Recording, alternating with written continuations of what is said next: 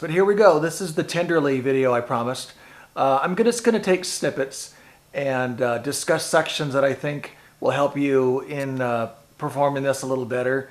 I have learned a lot about this piece because when I first transcribed it back many years ago, it wasn't good and wasn't accurate. Before I sent you this transcription, I went through the recording and listened to them and fixed and updated a lot of things. So I'm actually relearning a lot of these technical lines too as well. So I'm going to run through a couple of sections. We're going to start with page 1. And of course, you have it, you printed it out. It obviously looks like this at the top with the heading up here. Let's go to, I think one of the first difficult passages is probably going to be right on line 2, measure 1. And this is a kind of a Chopin-esque thing. There's a lot of Chopin pieces I used to play that would have the thirds, and your fingering would be kind of difficult. So if you can see over my head, I hope you can. Basically, you've got your 5th and your 3rd finger, and then you've got your 4th and your 2nd finger, and then you've got your 1st and 3rd. Probably went out of line. Okay, pretty easy, right? So you got 5-3, 2-4, 1-3. Okay, and now you're going to pick up your hand and come over and do the same thing, same fingering with the second set of notes. Okay, those are the octave higher bracket.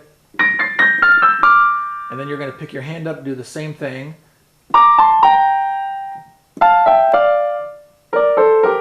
Okay, a little pedal, it sounds like this. Okay, here we go. So that's basically how you do that. The left hand has to kind of line up with those notes. Might be in between the cracks, but you'll have to practice it really slow.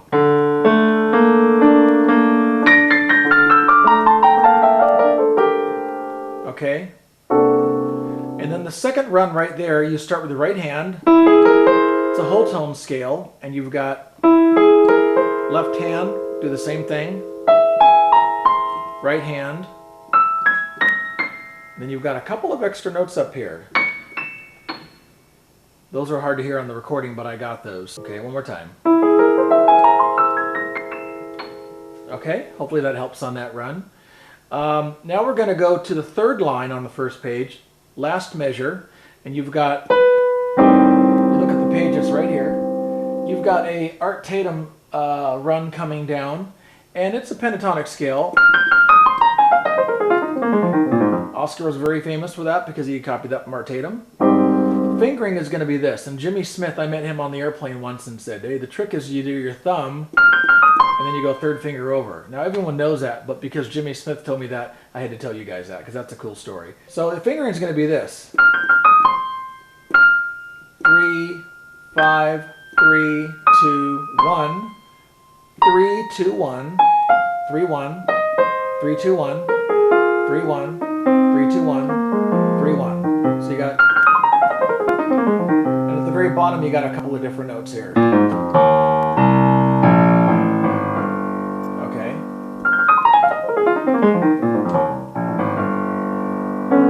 So let's now go to the bottom of the first page on that bottom run. Just learn the notes on that. That should take care of itself. If you have any fingering questions, you can email me. We're going to go to page 2 now in Tenderly. Okay. And a couple of different passages here. You got the 3rd run is kind of going to be there like it was in page 1. And then you got the whole tone scale there on next to that. We've already gone over that in page 1. And right here, big run on the bottom of page 1 is almost identical. The big run here on the bottom of page 2 is almost identical to the run on the bottom of page 1. So you can see a lot of repeats there. If you learn everything on 1, you should have no problem with page 2. Okay, we're going to run to page 3. This is, I think, the question that everybody has been asking me. What do I play in the left hand?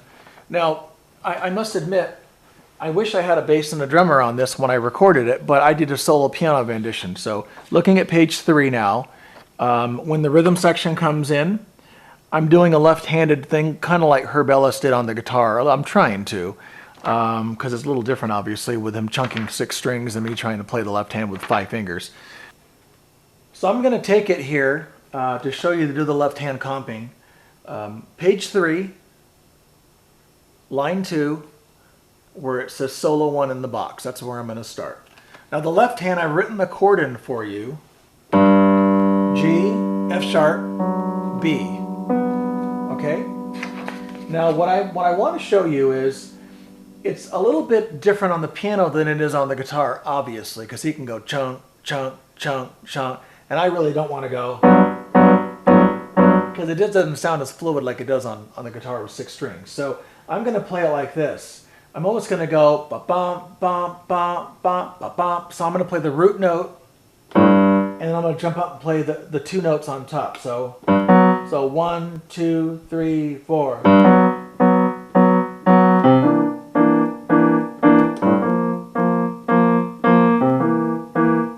And I might want to go back and play the root a little more. So you go.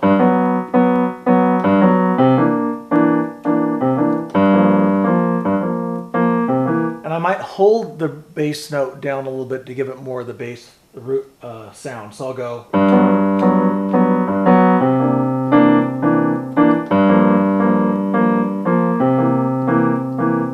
So with the right hand, it sounds like this.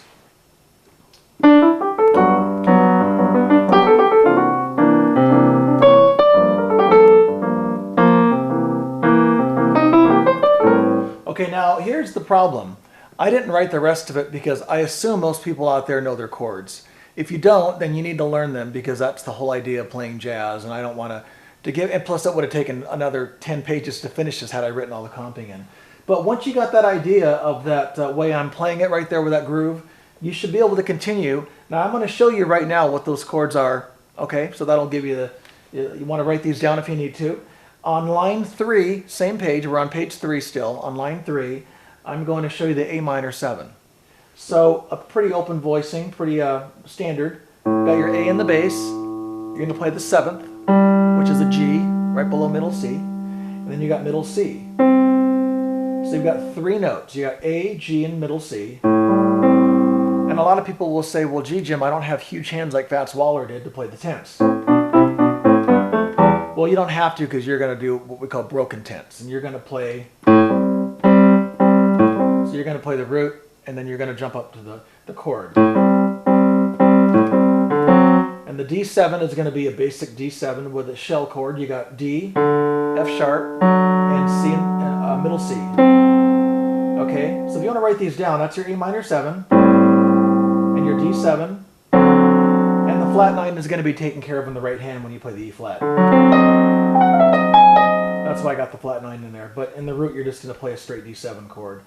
G major 7 now, I don't need to tell you that because it's written on measure 1 where it says solo 1 up on top. Back to G major, okay, now you got your A minor 7. And now you got a B minor 7. B minor 7 is pretty easy because it's just everything up from A minor 7. There's your A minor 7, and to move everything up to B minor 7, you got a B, A natural, and a D natural. Okay, that's your B minor 7.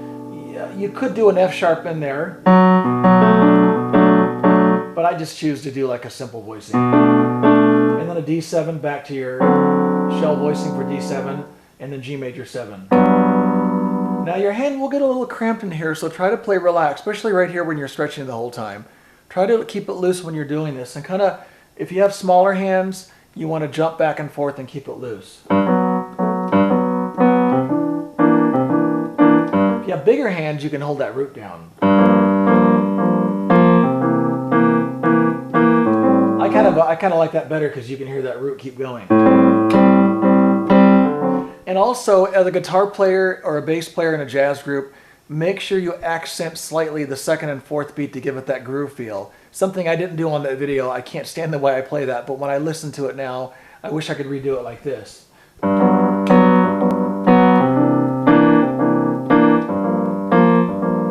Not too much exaggerated, but just to give it the groove.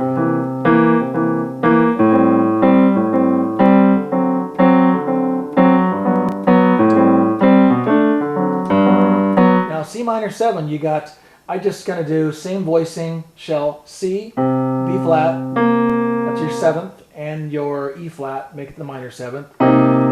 Okay, E flat above middle C.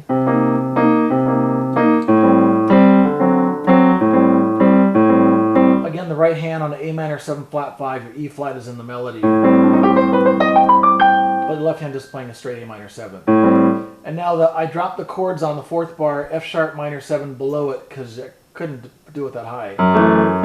F sharp minor 7, you got F sharp in the bass, got your 7th, which is an E, and then A is your 3rd, and then B7 is simply this. Thumb stays the same, and I use 2 fingers are going to go to B and the 3rd, D sharp. So you got B, D sharp, A. Okay? So E minor 7 on the 3rd line now, you've got E, D natural, which is your 7th, and your G above, which is your 3rd. So hopefully you guys can get the formula here. You see what I'm doing. Now A7 sharp 11, A7 and the 3rd, A, G natural, C sharp, and that sharp 11, there you go. So A7, C, you got C sharp, and when you do the A minor 7, just drop that down to C natural. They stay the same. So you got, from the A7 sharp 11, you got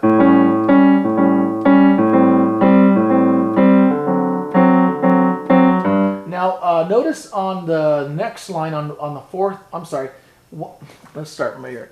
You got the solo 1, 2nd line A minor 7, 3rd line C minor 7, 4th line you've got C minor 7, and on the 5th line E minor 9. So now when the melody, when you get the A repeat comes up right here on the G7, I didn't put G major 7 because I think I heard the guitar player playing a straight G7. So now you got G, F natural, G, F natural, and B. And it makes more sense because Oscar's doing a real bluesy solo right there. So if I did G major 7, his first note is, it would work, but it felt better like to do F natural. So let me play it from that top and you guys can kind of get this groove here. Let's, here we go. One, from the solo 1. 1, 2, 3.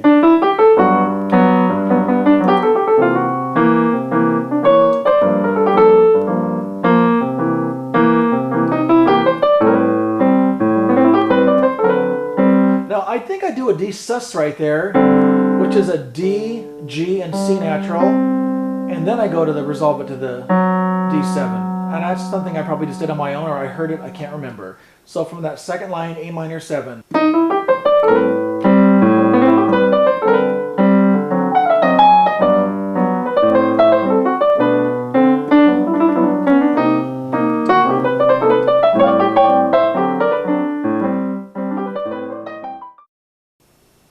So I'm going to take this now from the G7, okay, right here where I just was telling you about. We're looking at, after the solo, you got the piano score, and then we go to 1 line. So after the A minor 7 on the 1st bar, C minor 7 on the 1st bar, E minor 9 on the 1st bar, right from that G7 right there on the repeat of the A section, we're going to start right there. Okay, 1 with the pickup, 1, 2.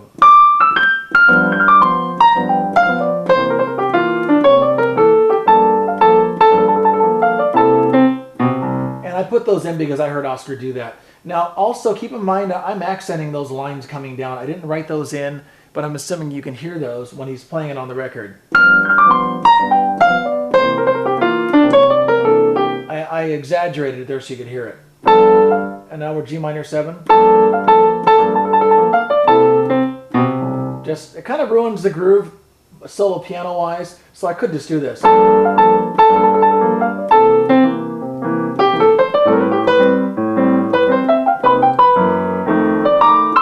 Now what I do there, I did a, I know it doesn't sound right, but that's what I hear, and I'm doing a G flat 9 passing chord on the 2nd beat to the F9, okay, G flat, E natural, A sharp, I'm sorry, G flat, E natural, B flat, so I'm doing a, you don't have to do that, just something I threw in there.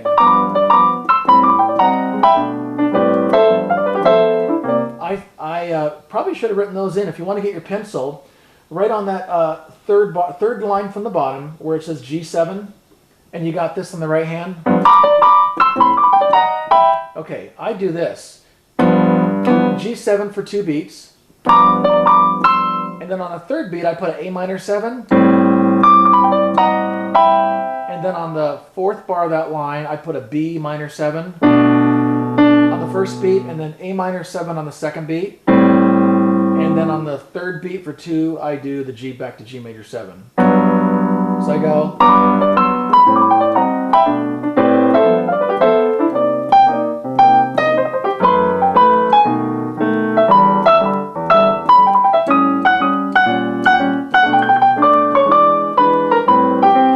Now the block chords.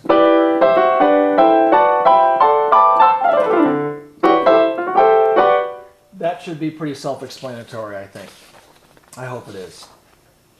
So I think the rest of it is just a matter of you practicing all the notes and getting those lines down. I don't see anything that's that difficult. If you have any questions on the voicing the left hand, should have been explained before, let me know. Let's see, where are we going to look at? Let's go to page 5. So page 4 looks okay. Page 5. What do we got at the top? We got...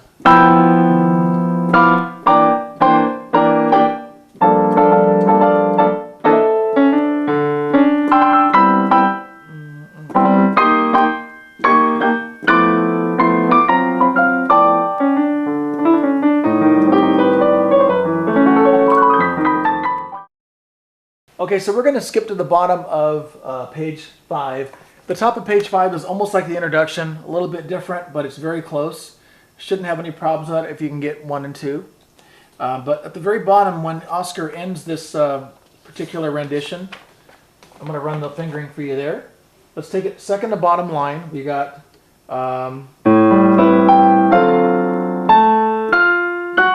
okay, now you've got a flat major 7. So I'm using my hand stretch. I got pinky on A flat. This is the bottom line now on page 5. A flat, and then I'm doing my third finger on the E flat, and then 2 on F, and then thumb on 1. Now why couldn't I have written the fingering in this? I probably could have, but it would have been a lot more work. So 3 over on the E flat above middle C, and then thumb on F, and then thumb on A flat, and then thumb on C. So you got, okay. All right, so we're going to start on the top of page 6, and this is pretty,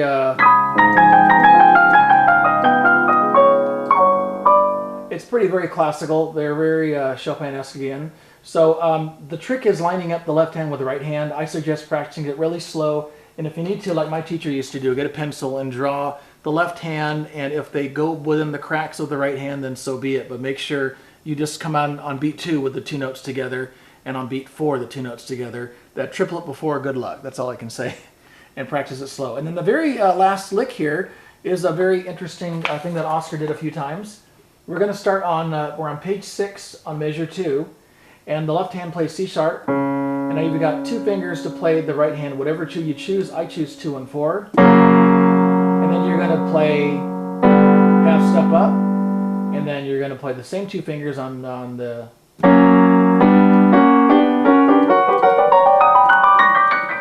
Okay, so here we go.